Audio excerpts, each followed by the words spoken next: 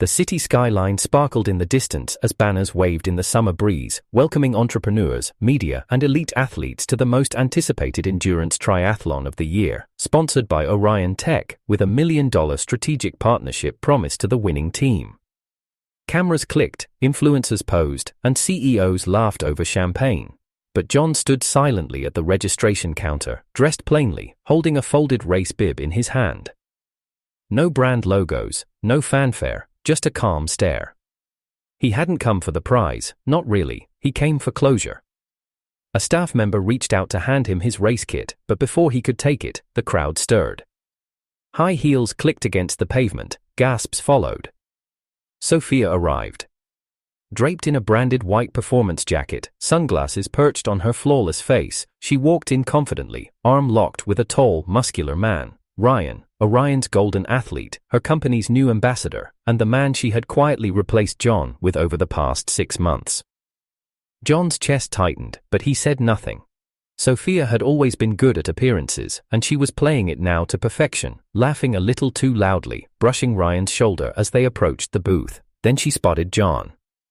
Her steps paused, just half a second, then she smiled and turned it into a smirk. "Wow, you really did show up," she said loud enough for everyone around to hear. "I told security you might try something desperate, but I didn't think you'd have the nerve." John stared at her, unreadable. "I'm here to race." "You?" She laughed. "In this event? Do you even remember how to swim a full kilometer, or are you just here to humiliate me in front of my investors?" The cameras turned toward them. One local journalist zoomed in, sensing tension. The sponsor rep looked uncomfortable, glancing between them. Sophia stepped forward, low, airing her voice, but not enough. "John, this is my moment. Don't make a scene just because we're complicated right now. You think coming here changes anything?" Before he could answer, Ryan chuckled and stepped between them. "You're John, the ex-husband/backup swimmer?" He laughed, loud and theatrical. "You know this isn't a charity marathon, right? We're racing for real deals here. You even have a team?" "No," John said calmly. "I registered solo." Ryan blinked, then burst out laughing. "Solo? You're going to take on a triathlon relay alone? That's 3 segments, swim, cycle, run. You'll pass out halfway through the first leg." "I can manage," John replied. His voice didn't rise. It didn't need to. Sophia turned to the crowd theatrically. "Ladies and gentlemen, we've got ourselves a hero, a man who thinks a divorce entitles him to ruin his ex-wife's professional life." Then, out of nowhere, slap. It wasn't hard, but it was loud. Cameras snapped. Ryan stepped back, shocked. Sophia's eyes narrowed. "You stalked me here. You planned this to make me look bad. You're pathetic," she spat. John didn't flinch. "I was invited," he said quietly. "Officially, I'm on the registry." And then, finally, someone stepped forward. Deborah, the event's logistics manager, quiet, observant, clipboard in hand. "That's correct. John Lynn confirmed his solo entry 2 weeks ago. His qualification times met all requirements." Sophia froze. Ryan leaned in and smirked.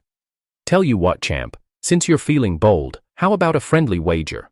He turned to the cameras. "If I lose, I'll strip and swim across the lake in my boxers, but if you lose, you disappear. No more coming to events, no more dragging Sophia into your regrets." John paused, then raised a single eyebrow. "Let's raise it." "Oh?" Ryan's grin widened. "If I win, you and Sophia make a public statement. On the main stage, you apologize, and you acknowledge what happened between you two before our marriage ended." Sophia's face blanched. "John, don't you dare." Ryan laughed. "Deal." The crowd buzzed. The tension turned electric. Someone from Orion's board even whispered, "This could go viral." And through it all, John remained silent. His race number now in his hand, his eyes not on the crowd, not on Sophia, not on Ryan. He looked at the track. He wasn't here to argue, he wasn't here to shout. He was here to finish what had started long before Sophia ever left. What they didn't know, what Sophia never cared to ask, was that John had once ranked as the top triathlete at his university and had nearly qualified for nationals before a family emergency derailed everything. She had never seen that part of him. But now, she would. And this time, he wouldn't stop at the finish line. The noise of the crowd faded behind John as he made his way toward the preparation zone. He didn't stop to look around or greet anyone. His mind was too quiet for that now, calm like the surface of a still lake. At 32, John carried himself with a posture that didn't ask for attention but quietly commanded it. Not because he was famous, those days were gone, but because every step he took was measured, deliberate.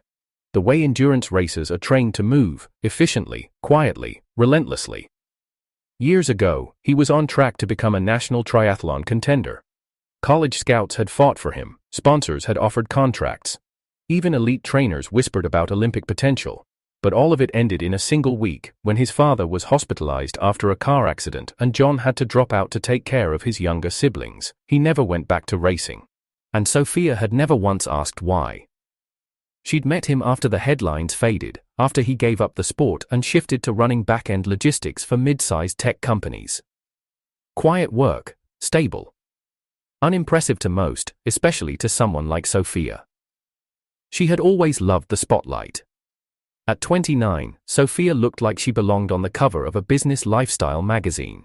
Immaculate hair, skin that never caught sunlight unfiltered, tailored blazers over athletic crop tops, and that smile, calculated to disarm investors, charm clients, and dominate social media. She wasn't born rich, but she knew how to dress like she was. Her company, Lumina Wave, had taken 3 years to gain traction, but the moment she got seed funding, everything changed. No longer John's equal, she began to see him as a weight. She started attending panels alone, stopped inviting him to networking events. Eventually, she began reshaping her circle entirely, one that aligned with her brand. A brand that didn't include a quietly brilliant logistics guy in last season's shirt. It was around this time that Ryan entered the picture. Ryan was 25 and the kind of man Sophia had always pretended not to notice in public but followed religiously online. Tall, sculpted, every muscle documented and monetized. He was already known in amateur athletic circles for his impressive open water swim times and flashy PR stunts, once completing a half triathlon blindfolded for a viral campaign. He wasn't just good, he was marketable. Sophia didn't hire him for his athleticism alone, she hired him because he made her look unstoppable. He became Lumina Wave's first brand ambassador and unofficial mascot. Their synergy on camera was immediate. Rumors started swirling. Ryan didn't deny them, Sophia didn't address them, and John, he didn't ask. He only watched the shift, the distance, the late meetings, the half-answers, the staged smiles that never extended beyond the lens. And then one day, Sophia simply said, "I think we need space." It wasn't an affair she admitted to, it wasn't even a breakup, just a rebranding of reality. The divorce papers arrived 2 weeks later, unsigned on his end. He never sent them back. He didn't need to. He knew the real break had already happened long ago, on a day when she saw him fixing the basement bike chain and asked, "You still ride that old thing?" She had no idea what that bike once meant, but one person had always remembered. Deborah. She had gone to university with John. A logistics and operations specialist who worked behind the scenes of almost every major sporting event in the region. While Sophia climbed ladders, Deborah laid the bricks for them, unseen, efficient, unshakable. She had admired John back in school, never confessed, just watched, listened, learned how to read people in silence. When Sophia applied to participate in the Orion Triathlon event, Deborah was already consulting on the logistics team. When she saw the application come through, with Ryan listed as Sophia's racer, she knew what had happened. And when she later saw John's name pop up solo, signed for the full course under an anonymous registration code, she paused for the first time in months. She didn't say anything, she didn't reach out. But she made sure his entry was processed quietly, without pushback. She even assigned him a favorable lane. Because some storms don't need thunder, they just need space to rise.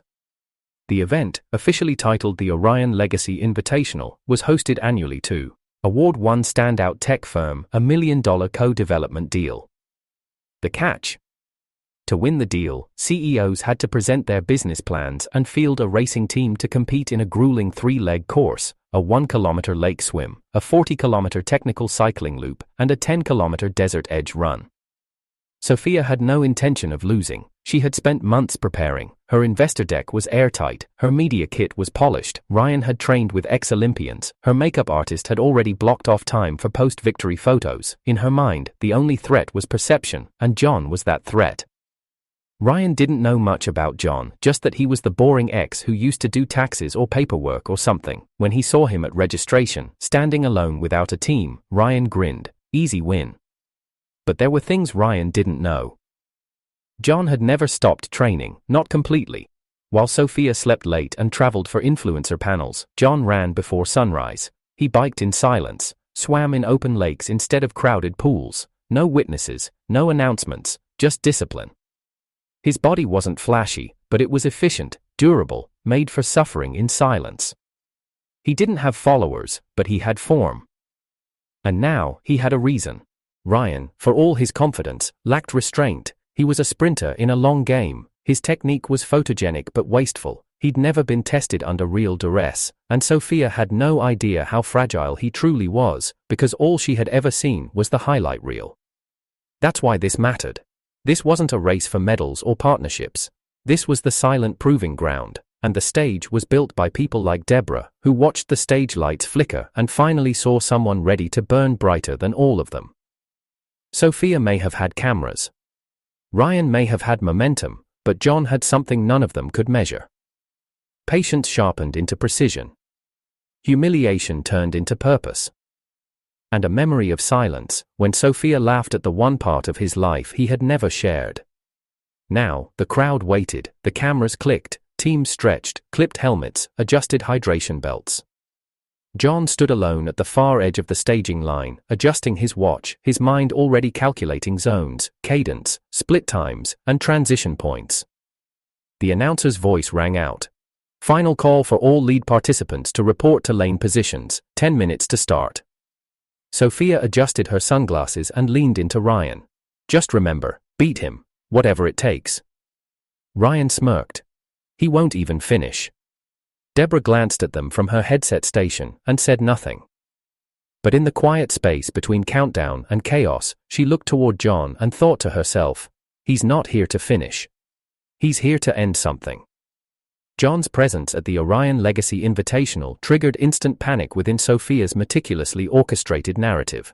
Everything about the event, from her synchronized press statements to Ryan's pre-race interviews, had been calibrated to present Lumina Wave as the future of health tech.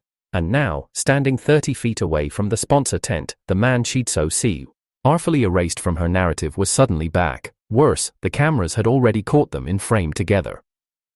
She leaned toward her assistant with a tight-lipped whisper. Make sure the broadcasters don't mention him, at all, not by name, not by relation. The assistant hesitated. He's listed as a solo entry. If he makes it to the top ranks, they'll have to show him. Then he won't make it, Sophia snapped. She turned to Ryan, who was stretching in the prep zone, earbuds in, exuding smug confidence as usual. Ryan, she hissed, pulling him aside. You saw what he did earlier. He's trying to hijack my narrative. I want him out, before the transition point.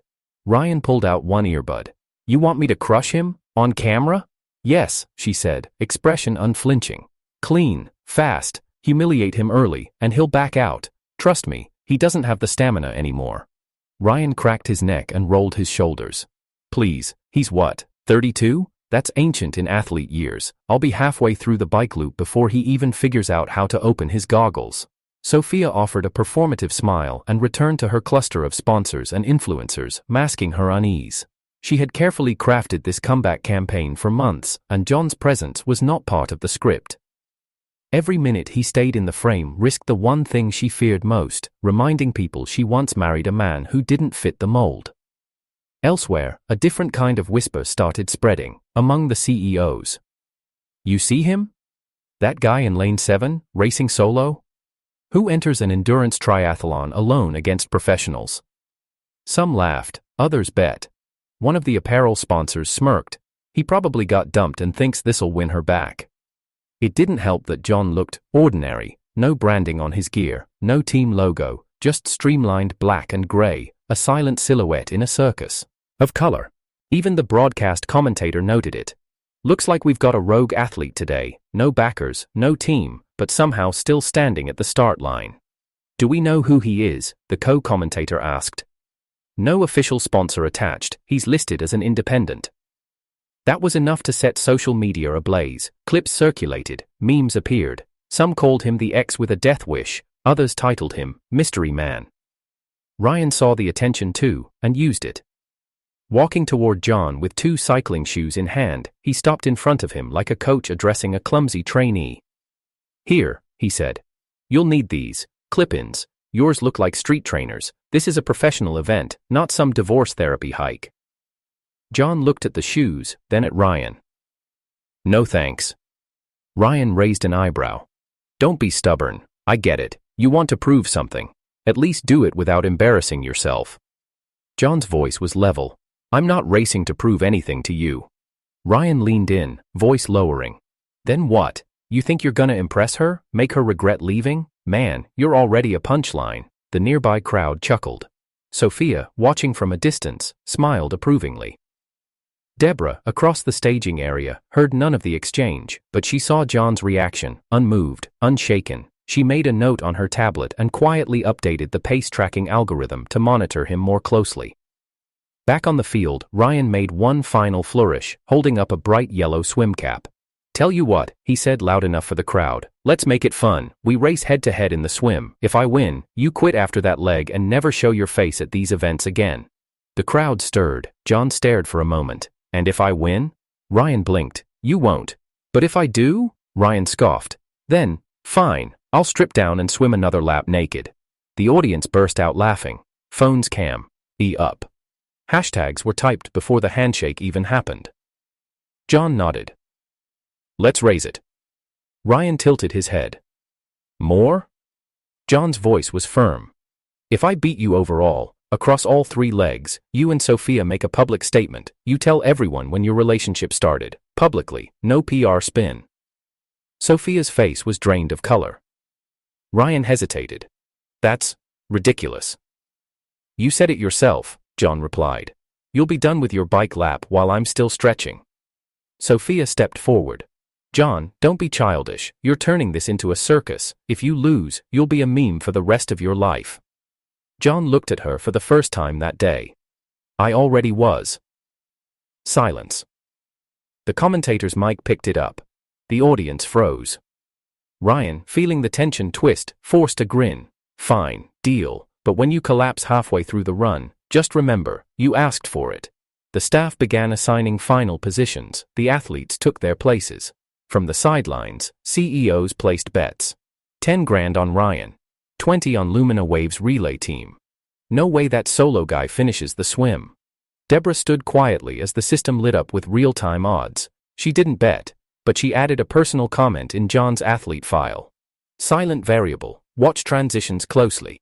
The horn sounded. The athletes hit the water.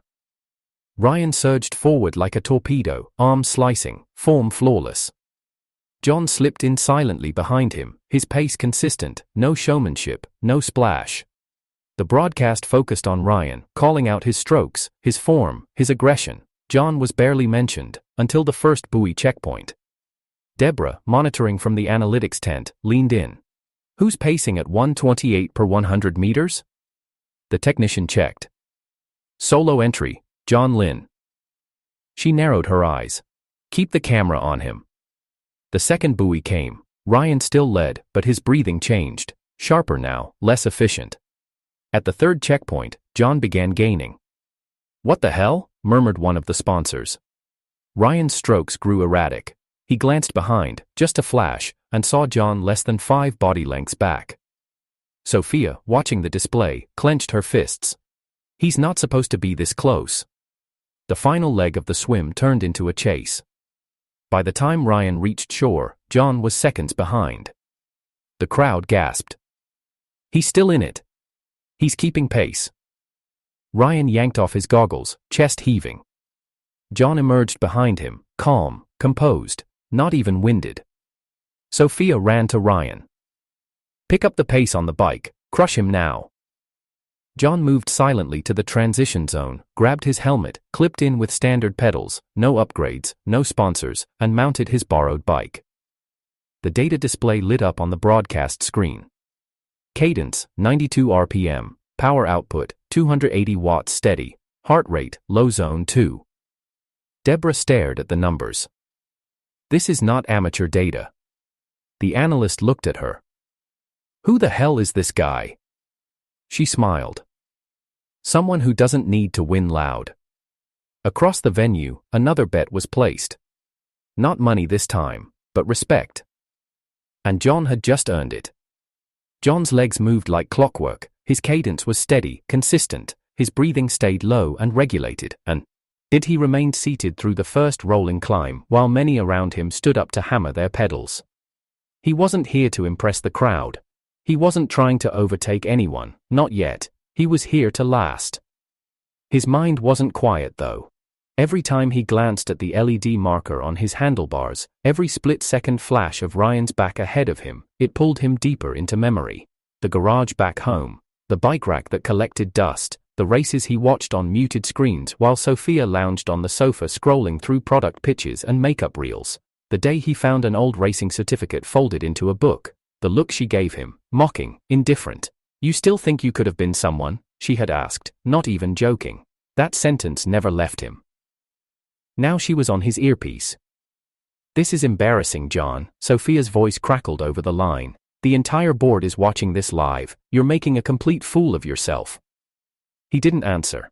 "You really thought this stunt would change something? You look exhausted and we're barely in the second segment. Ryan is already 10 lengths ahead. You're dead weight, as usual." Still, he said nothing. From 100 meters ahead, Ryan was weaving across the track in a playful slalom, turning back once with a grin. "You're still breathing back there, Grandpa?" his voice chirped in over the open channel. "Thought I'd slow down a bit, give you a show. Want me to wheelie while I'm at it?" The crowd near checkpoint 3 laughed. John's grip tightened slightly on the handlebars, but his legs didn't change rhythm. Power output, constant. Heart rate, perfect. His thoughts, blurred. 3 years of marriage. And she'd never once asked about the races. The bike in the basement she never touched, the medals tucked into drawers. He remembered training in the mornings while she slept in. Cooking breakfast while she picked filters for her brunch story. The nights she came home buzzing from panels with Ryan in tow, smelling like photo booths and ambition. And when she started talking to him less, when her we became me, when the ring stopped showing up on her hand, he said nothing. Because somewhere in him, he thought she'd remember who he was. But she never did. Now she was muting him between insults, toggling channels, managing PR. "I should have known you'd pull something selfish," Sophia hissed again, flipping back onto his channel. "Do you have any idea how hard I worked to get on that partnership shortlist, and now you've dragged me into your midlife breakdown?" Her voice was harsh, cold, and familiar. He remembered the first time she used that tone on him. It wasn't after a fight, it was after he asked if she wanted to ride the trails one weekend. She laughed and said, "What am I, a high school girlfriend?" Now Ryan was laughing again. "I hope there's a retirement home at the end of this track," he said breezily, "because you're riding like you've got arthritis." Still, John didn't respond. Not when Ryan turned and mimed yawning mid-sprint, not when Sophia broadcasted to the spectators, trying to frame him as a reckless ex. He kept pedaling. Deborah watched from the timing tent, her eyes not on the top competitors, but on him. Something about the way he paced, the control in his legs. It wasn't the speed, it was the silence, the knowing patience of a man who wasn't trying to win the next checkpoint, but the whole war. She noticed what the cameras didn't. While others sprinted and slowed, John's data line was unnervingly straight. His power output was rising, incrementally, like it was planned. One of the technicians leaned over. "You think he can catch Ryan?" Deborah didn't answer. She just pulled up John's baseline data and smiled. Back on the course, the wind had picked up. John hunched slightly lower into aero position, letting his back curve and legs do the rest. A crosswind slapped his side, but he didn't flinch. He used to race in far worse. Rain, mud, and gravel taught him more about pain than Sophia ever would. But that didn't mean her voice didn't cut deeper. "You never had the discipline to finish what you started," she said, bitterness boiling over the earpiece. "You gave up racing, you gave up pushing. I needed someone hungry, not someone hiding in a garage with old dreams." He finally spoke. "You never asked why I stopped." There was a pause. "Because I didn't need to," she snapped. "I married who you were, not who you used to be." He didn't reply, but the silence hit her harder than anything else. Ryan's voice returned. "Hope you're ready to bow out. I've got investors waiting at the tent, and I'd rather not embarrass Sophia by lapping her ex." John smiled, not because he was amused, but because the data on his monitor said Ryan was overreaching. He was pushing too early. Cadence erratic. Watts dropping. Ryan didn't know how to pace the pain. And pain was John's specialty. Deborah confirmed it from her end. He's ramping, she whispered to herself. This isn't his sprint, this is his cruise. The technician beside her glanced at the screen. Then what's his sprint look like? She shook her head. We haven't seen it yet. Checkpoint 4 came fast. Ryan passed it looking cocky, waving to the cameras. John passed it seconds later, eyes locked forward, arms tight, breath even. Sophia panicked. Ryan, he's gaining, you need to widen the lead now. I'm trying, Ryan snapped. He's acting weird, I don't know what kind of bike he's riding, but he's closing the gap. Sophia hissed, just drop him, you said he was washed up. He was supposed to be, Ryan muttered. Then came the hill. It wasn't huge, but it was deceptive. Gradual incline over 2 kilometers. Most athletes misjudged it. They went in hot and bled before the crest. Ryan attacked. John paced. Sophia screamed into the mic. He's still behind. Move faster. Ryan gritted his teeth, legs burning. And then he saw it. A shadow behind him, gaining. John stood in his saddle only once. One powerful surge, one precise shift, and in 3 rotations, he was beside him. Morning, John said quietly. Ryan blinked, and then, John passed, not with a roar, not with a shout, just like a storm passing over dry earth. Sophia's voice broke in static. What's happening? Why is he? Ryan had no answer. The crowd watching on screen erupted. Did you see that? He passed him like nothing. Ryan tried to keep up, but his legs had betrayed him. He had sprinted too early, and John wasn't even sweating. Back in the control tent, Deborah whispered to herself, this is the man she gave up. John crested the hill and leaned into the downhill, letting gravity do its work. The final checkpoint approached, and Sophia had gone silent. Her insults were gone now. All that was left was the cold realization that she never knew the man she discarded. And now? The world would. Ryan's breath started to break. It was subtle at first, a shallow exhale, a skipped rhythm. But under the data overlay on the live broadcast, it became painfully obvious. His heart rate was rising too fast. His wattage output was erratic, cadence slipping. And meanwhile, John, quiet, unreadable John, was getting faster. Deborah leaned forward in the monitoring tent. Zoom in on solo entry, lane 7, pull his output feed full screen. A junior tech switched the display. Everyone inside the operations hub froze. Cadence, 98, watts, 315 and rising, heart rate, midzone, 3, and then, spike, 340 watts, still rising. Wait, what the hell? A broadcast technician muttered. Deborah's mouth parted. These aren't amateur numbers. Outside, the crowd began murmuring.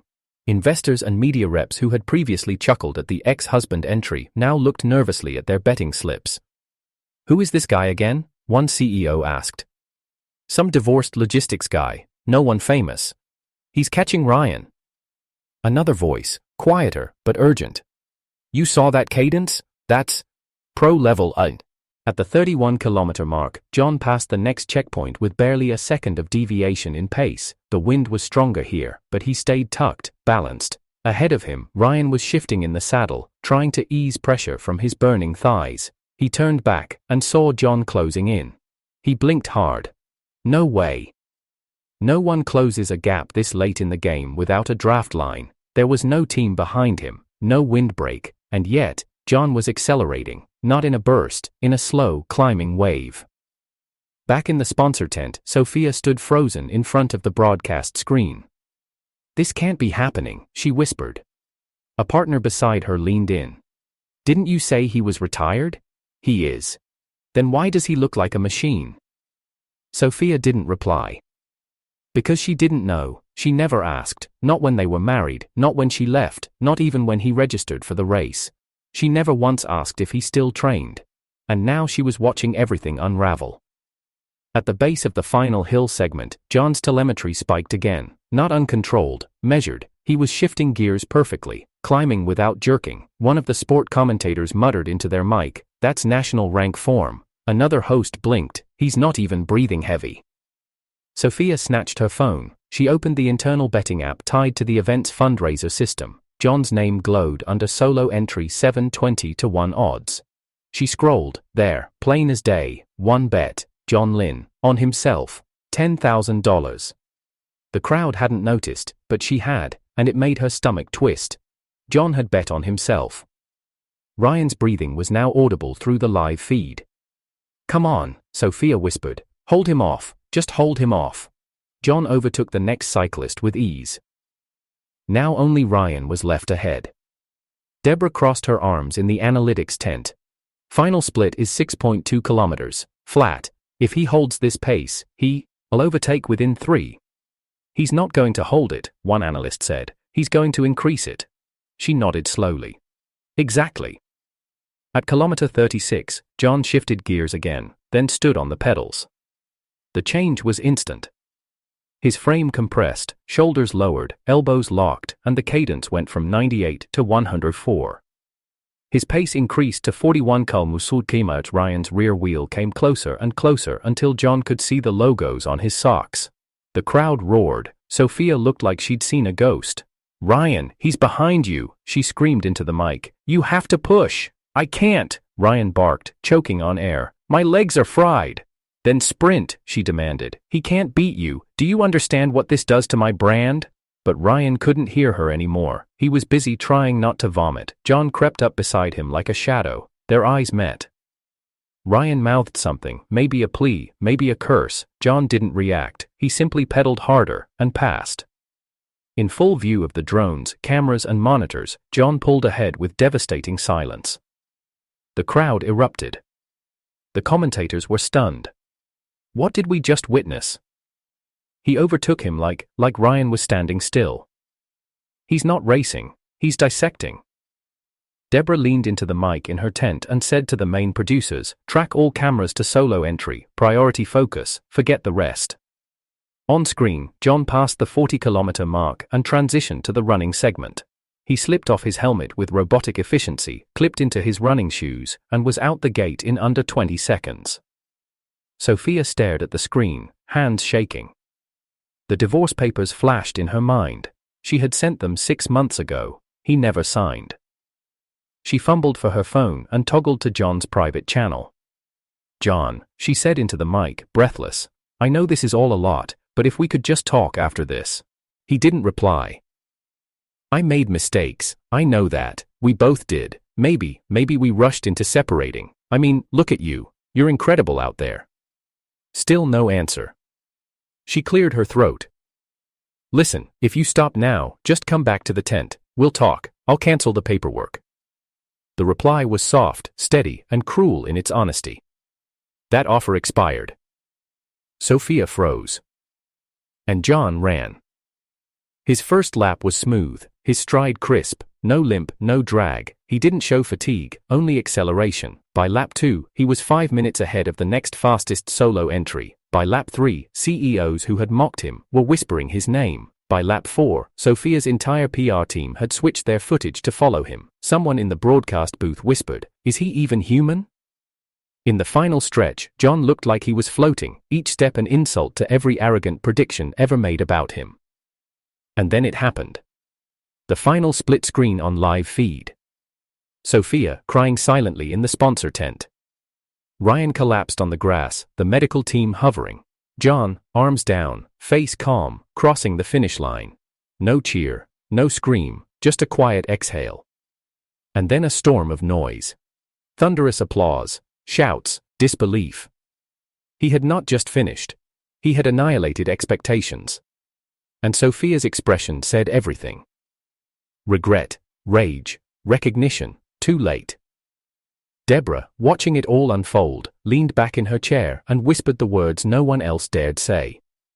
"He didn't come here to race." She paused. "He came here to end it." The crowd leaned forward, a breathless sea of anticipation, as John surged ahead with impossible ease. Every camera pivoted to follow him. Each drone tracked his cadence, frame by frame. On the field, the shadows stretched, and the heat bore down, but John looked untouched by fatigue. His stride was measured, exact, and unrelenting. Ryan trailed behind, face ghostly, jaw snarls, eyes glazed. His legs barely cooperated anymore. Every few steps, he wobbled, his balance gone, his pride shattered. The crowd that once cheered him now murmured, "What's wrong with him? Is he going to collapse? He's finished." But John looked like he had just begun. With one final push, he crossed the finish line. No grand gesture, no arms raised, no celebration, just a quiet deceleration, his shoulders barely rising, his breathing under control, his eyes never left the lane. He crossed like he'd done it 1,000 times before. And then, the crowd erupted. A massive cheer exploded across the venue. Phones went up, sponsors leaned forward in disbelief, people stood up from VIP lounges just to see it for themselves. Because they hadn't just witnessed an underdog story, they had seen domination. Pure, calculated, elegant destruction. Seconds later, Ryan staggered past the finish line and collapsed in a heap. The medical crew rushed in. The broadcast cut between John, standing silently, and Ryan, sprawled on the turf, too weak to even remove his bib. In the middle of it all, Sophia moved fast. Her heels clicked against the pavement as she rushed past the line, pulling her branded jacket tighter as she reached for John's arm with a forced smile on her face.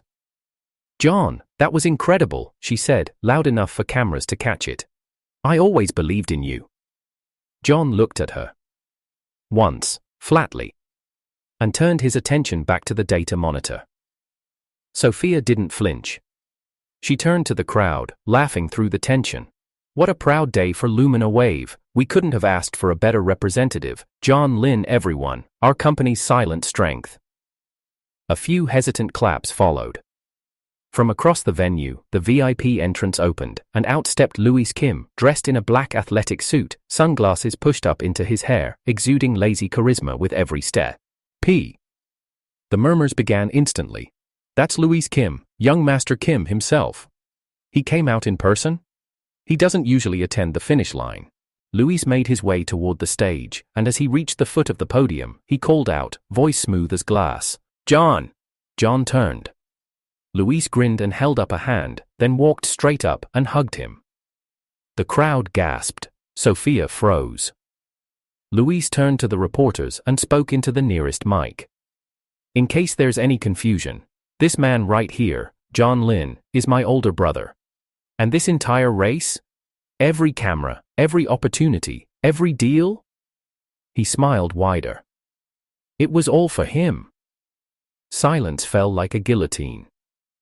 All at once, Sophia's face lost its tension. She stared at Louise, her mouth opening, then closing. "Wait, what?" Louise didn't look at her. He clasped a hand on John's shoulder and added, "We didn't announce it publicly because, frankly, he didn't need it. His results speak for themselves." Sophia blinked. "But you never said anything. You never told me you had a brother." John finally turned to her. "You never asked." That single sentence echoed across the venue. A sponsor in the back whistled low. Deborah, standing at the side of the control tent, exhaled softly. It was the first time she'd smiled all day. Sophia recovered quickly, switching tactics mid-breath. Mr. Kim, this is amazing. I had no idea. Of course, this only strengthens the value of our partnership, right?" Louise raised an eyebrow. "Partnership?" She laughed nervously. "Lumina Wave. We've been aligned for months. I even submitted our portfolio in person. John's win just makes it even more aligned, don't you think?" Louise finally looked at her. Really looked. The crowd watched in silence. "Aligned?" he repeated. "You do realize you tried to frame my brother's presence as sabotage 15 minutes ago?" Sophia's expression faltered. "That was a misunderstanding. Emotions were high. I thought he was trying to undermine my position. By racing? I didn't know he was your other." Louis smiled. "And if he wasn't?" Sophia flinched. Well, it doesn't matter now, right? He is." "No," John said, finally speaking again. What matters is you're still trying to use my name after everything you did to erase it. Sophia turned toward him, her expression shifting from charm to desperation. John, please, I was scared, that's all. I didn't think you'd win. But you did. And I'm proud of you, honestly. You told me I was dead weight, he said calmly. Her eyes flickered. I was trying to protect my investors. You mocked my pace. I didn't know who you really were. You never cared. Sophia's mouth parted. She reached out. John, please. The only thing you're getting, he said, stepping away from her touch, is a divorce. The silence cracked like thunder. A few gasps, one person in the back applauded, others followed. Sophia's face hardened. You don't have to be cruel. John met her eyes. I'm not being cruel, I'm finally being clear. She looked at Luis for help. But Luis had already turned away. He pulled out a folder from his bag and handed it to the event judge. Per our agreement, the winning company is to be granted an exclusive co-development deal. I'm giving that to the firm whose athlete loaned my brother a bike when no one else would. People in the back turned toward the small startup CEO, who had quietly supported John before the race began. The man choked on his own drink. Me? Louis nodded. You saw talent, when no one else did. Sophia's jaw clenched. You can't be serious. Louise didn't respond. John stepped off the podium and walked past her. She turned to follow him. I said I'm sorry, she hissed. Does that mean nothing? He paused, turned slightly, then said with brutal honesty, everything you said came too late. She didn't follow again because she couldn't. Ryan was still collapsed near the medic tent. Pale, eyes closed, IV drip in his arm. The once cocky ambassador now looked like a discarded sponsor mascot. Sophia stood alone, cameras filming her downfall in real time. Deborah approached her slowly from the sidelines. Sophia looked up. You planned this, didn't you? Deborah tilted her head. No. You knew he would win. I suspected he'd remember who he was. Sophia shook her head. You think this is fair? That everything I worked for just disappears? Deborah didn't answer, because some things answer themselves. A day later, news broke that John had declined all press interviews. He didn't post about his win, he didn't brand it, he just quietly returned home, not to celebrate, but to rest. Sophia tried calling. He didn't pick up. She sent flowers. They were returned. And then, she received a legal notice. The divorce was finalized. Terms were sealed. She was not entitled to anything.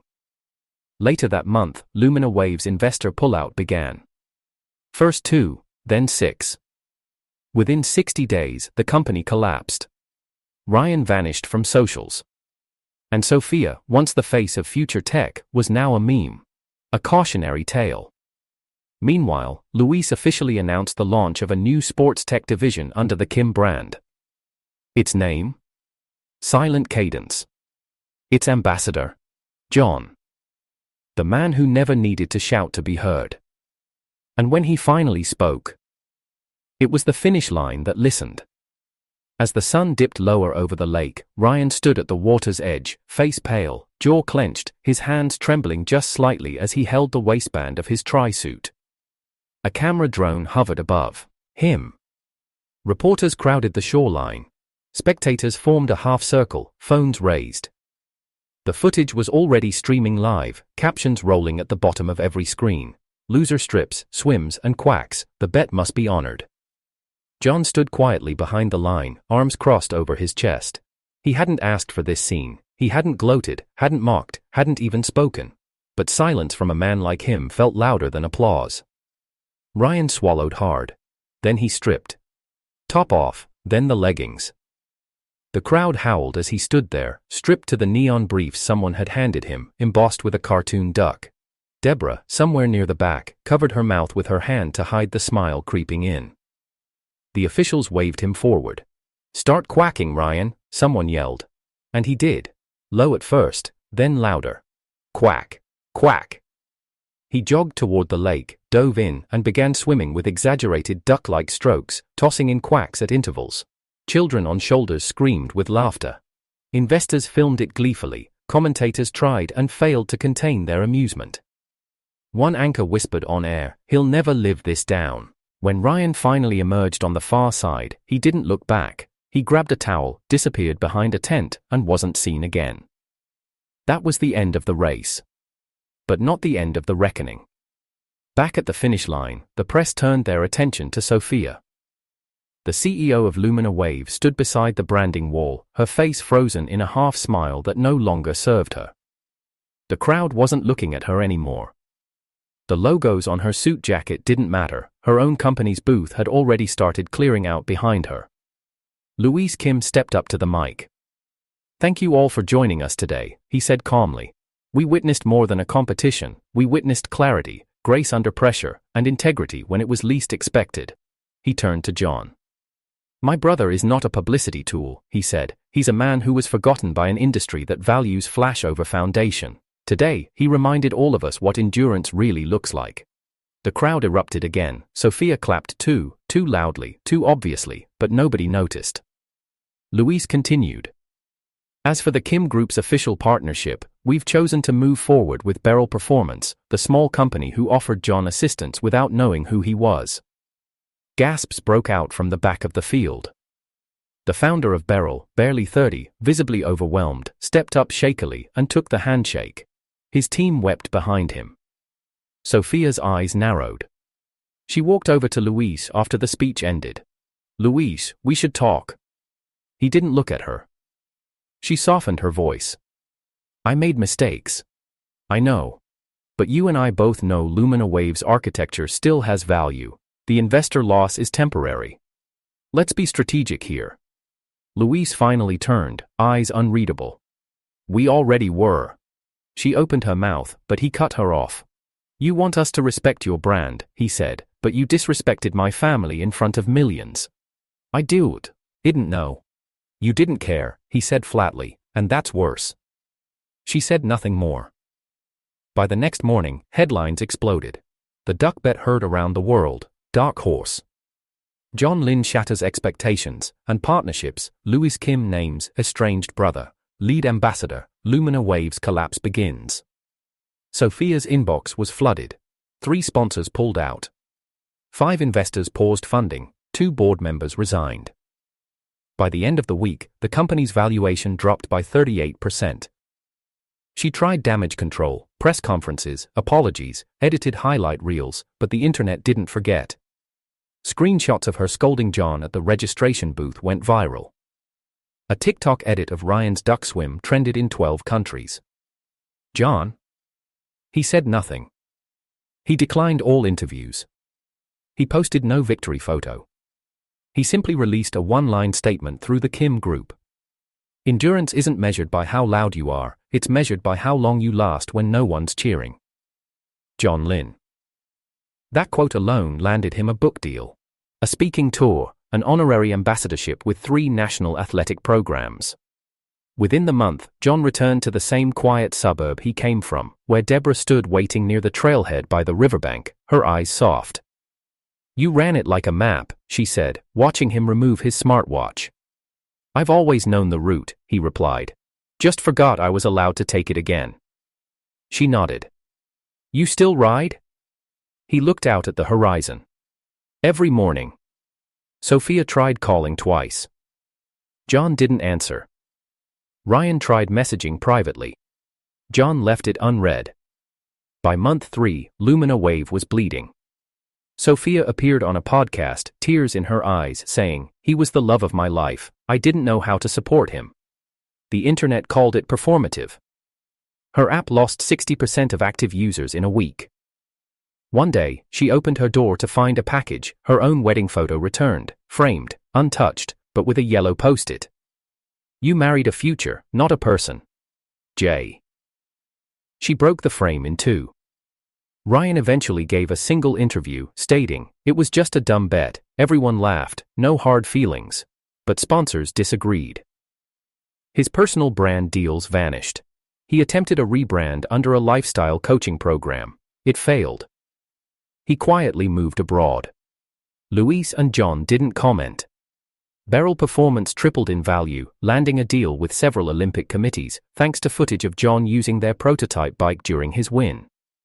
Meanwhile, Sophia applied to several leadership roles across the industry. All declined. A few cited optics risk, others didn't respond. John, for his part, kept racing, but never competitively. He showed up to smaller community events, riding beside teenagers and beginners, never mentioning who he was. He began mentoring underprivileged athletes. He gave one talk at a local school. Deborah sat in the back, quietly beaming. At the end of T season, a statue was unveiled at the National Endurance Arena, a tribute to composure under pressure. It bore no name, just an engraving. Grace doesn't raise its voice, it outlasts the noise. And that was enough. Sophia faded from headlines. Her story became a cautionary case study in every MBA ethics class. Ryan's duck video lived forever. But John? He was remembered. Not as a comeback story, not even as a winner. But as a reminder that silence is sometimes the loudest form of justice. Months had passed since the race that shattered headlines, rewrote legacies, and quietly ended a marriage that had been dead long before the cameras caught up. John hadn't looked back since signing the ambassador deal. His life had shifted into something quieter, steadier, early morning rides, foundation meetings, and rebuilding his name without needing noise. But one night, as storm clouds hung low and thunder rolled over the Kim Estate's marble pillars, a figure stood outside the iron gates. Sophia. Her umbrella had snapped from the wind, her shoes were soaked to the lining, hair clung to her cheeks, streaked with makeup and water alike. In her hand was a file, soggy now, half coming apart, but gripped like it contained the last hope she had left. Security didn't move. She tried reason, then nostalgia. "I just need 10 minutes, she said breathlessly into the intercom. 10 minutes, and I'll never come back." A soft static replied. "No one is authorized to let you in, Ms. Lin." Her eyes twitched at the sound of her married name, one she no longer had the right to correct. "I'm not dangerous," she whispered. I'm still his wife." "No longer." She slammed her palm against the steel frame. "Then tell him I'm here, please. Tell him Sophia came in person, no interviews, no PR, just me." Silence. No gate opened. She stood for 15 more minutes, then she left. 2 weeks later, they met again, at a courtroom, clean and fluorescent, where nothing human seemed to survive for long. John wore a dark navy suit, quiet in shade, sharp in cut. His posture was perfect, he didn't look at her.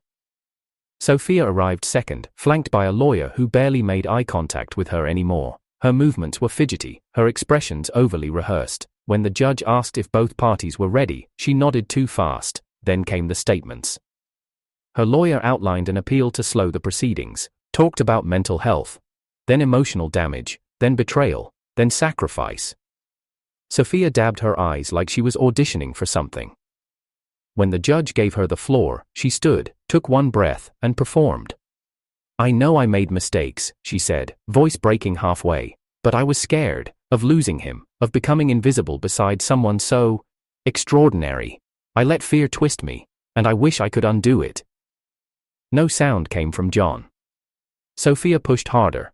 "We were a team once. I still wear the bracelet you made for me on our 2nd anniversary. Do you remember that trip to Kyoto, the ramen shack that ran out of broth?" Still, nothing. She swallowed. I don't think I can move on without understanding why you gave up. On us. On me. I keep thinking. Maybe if I had stayed longer that night." John raised his hand gently. The court clerk nodded. He stood. Opened the file, pulled out the signed divorce decree, clean, unwrinkled, final. He looked at her once, just once, then placed the file on the table in front of her, and spoke. "You laughed when I started." His voice was low, measured. Cold. "But now," he said, stepping back. "You'll cry alone watching me finish." Gasps echoed faintly in the courtroom, her hand shot to her mouth, the tears weren't staged this time. John didn't look back again. Not when she slumped in her seat. Not when she whispered something only the wood grain heard. Not even when she tried to stand and follow him out of the courtroom doors. Security didn't let her. She was no longer his anything. Outside, the rain started again.